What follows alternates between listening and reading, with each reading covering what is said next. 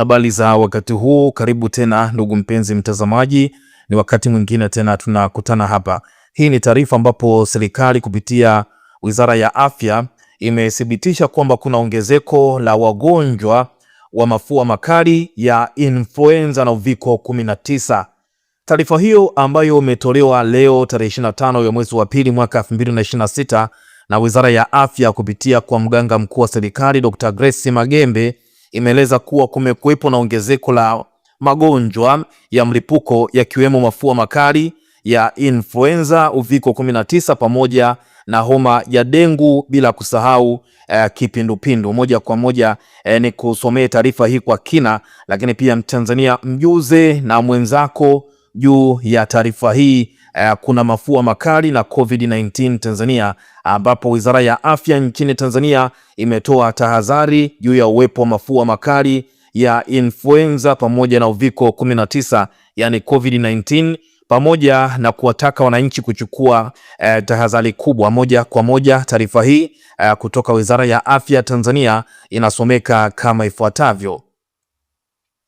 Taarifa kwa umma kuhusu mafua makali ya influenza, uviko 19, homa ya dengu na kipindupindu. Dodoma, tarehe 25 ya mwezi wa pili mwaka 2026. Ndugu wananchi, Wizara ya Afya imeendelea kufuatilia mwenendo wa magonjwa ya mlipuko. Hivi karibuni kumekuwa na ongezeko la wagonjwa wa mafua makali ya influenza na uviko 19. Magonjwa haya huenezwa kupitia majimaji kutoka kwenye mfumo wa njia ya hewa wa mgonjwa mwenye maambukizi na husambaa wakati wa kukohoa, kupiga chafya au kuzungumza. Vile mafua makali ya influenza na uviko 19 huweza kuenezwa kwa kugusa mazingira yaliyochafuliwa na majimaji yanayotoka kwa mgonjwa. Dalili za magonjwa haya ni homa kali, kikohozi, maumivu ya kichwa na mwili, mafua, kuwashwa koo pamoja na uchovu. Ndugu wananchi, takwimu za ufuatiliaji zinaonyesha kuwa kila mwaka katika kipindi cha mwezi Novemba hadi mwezi wa 4 kunakuwa na ongezeko la ugonjwa wa mafua makali ya influenza na uviko 19 hapa nchini na duniani. Hali hii inatutaka kila mmoja wetu kuchukua tahadhari kwa kuzingatia yafuatayo. 1. Kufunika pua na mdomo wakati wa kukohoa au kupiga chafya. 2. Kunawa mikono kwa maji tiririka na sabuni au kutumia vitakasa mikono. 3. Kuepuka misongamano isiyokuwa ya lazima. Na 4. Kuvaa barakoa unapokuwa karibu na mtu mwenye dalili au ukiwa kwenye maeneo yenye msongamano. Namba 5. Kuzingatia usafi binafsi na wa mazingira. Namba 6. Kuwahi katika kituo cha kutolea huduma za afya kupata matibabu stahiki. Vile kuepuka kujitibu au kutumia antibiotiki bila ushauri wa wataalamu wa afya. Ndugu wananchi, vile wizara inapenda kutoa tahadhari ya ugonjwa wa homa ya dengu kutokana na maeneo mengi hapa nchini kuwa katika kipindi cha mvua za masika zinazopelekea kuongezeka kwa mazalia ya mbu.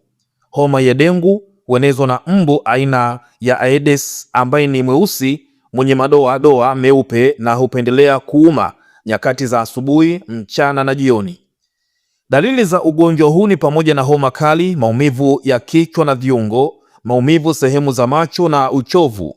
Dalili za ugonjwa huu zinafanana na za ugonjwa wa malaria. Na toa rai kwa jamii kuzingatia yafuatayo. 1. Kutokomeza mazalia ya mbu yanayowazunguka. Hii ni pamoja na makopo yaliyotupwa hovyo, matairi ya magari, vifuu na kufukia madimbwi kuzuia maji kutuama. Jambo la pili, kujikinga na mbu kwa kuvaa nguo ndefu, kutumia dawa ya kufukuza mbu na kuweka nyavu kwenye madirisha. Jambo la tatu, kuwahi katika kituo cha kutolea huduma za afya ili kupata huduma stahiki. Ndugu wananchi, nchi yetu imekuwa katika mlipuko wa ugonjwa wa kipindupindu ulioathiri mikoa yote isipokuwa Kilimanjaro na Njombe. Kwa kipindi cha takriban mwezi mmoja uliopita, nchi yetu haijapata mgonjwa wa kipindupindu.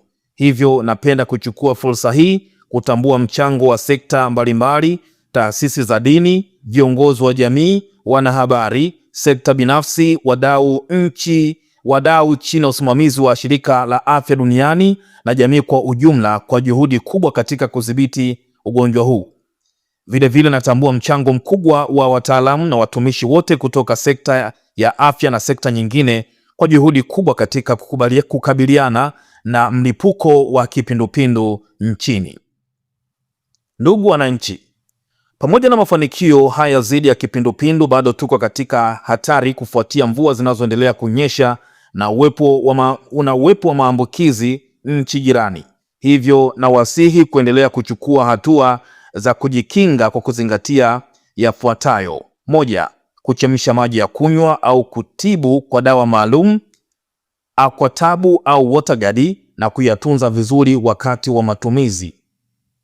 Jambo la pili, kunawa mikono kwa maji tiririka na sabuni kabla ya kula, baada ya kutoka chooni, baada ya kumhudumia mtoto aliyejisaidia na kabla ya kumnyonyesha mtoto. Jambo la tatu, kuosha matunda kwa maji safi kabla ya kula na kuepuka kula vyakula vya baridi na au vilivyoandaliwa katika mazingira yasiyo safi.